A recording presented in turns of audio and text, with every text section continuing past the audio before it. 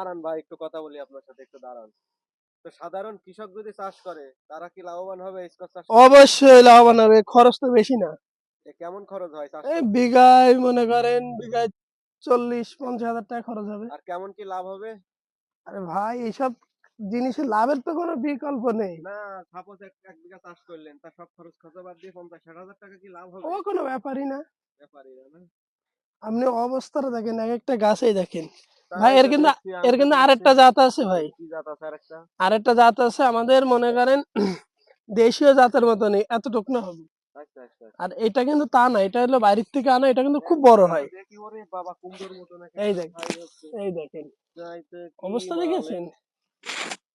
আর আমাদের এইসব জিনিস আরেকটা দেখালেন আছে, তাহলে আরেকটা দেখি। আছে চেকন হবে। হ্যাঁ। এরকম চেকন হবে এতখানি হবে, ওইটা হবে আপনার 800-900 করে হবে। আর এইটা হবে 4 কেজি 5 কেজি করে হবে। ভেতরে ভাই আরো বহুত আছে ভেতরে। ভেতরে আছে, কিন্তু ভাই ভেতরে ঢুকলে এর ভেতরে কেমন কাটা কাটা যেন গায়ে লাগবে। না, সমস্যা না তো, এই কাটা সমস্যা না।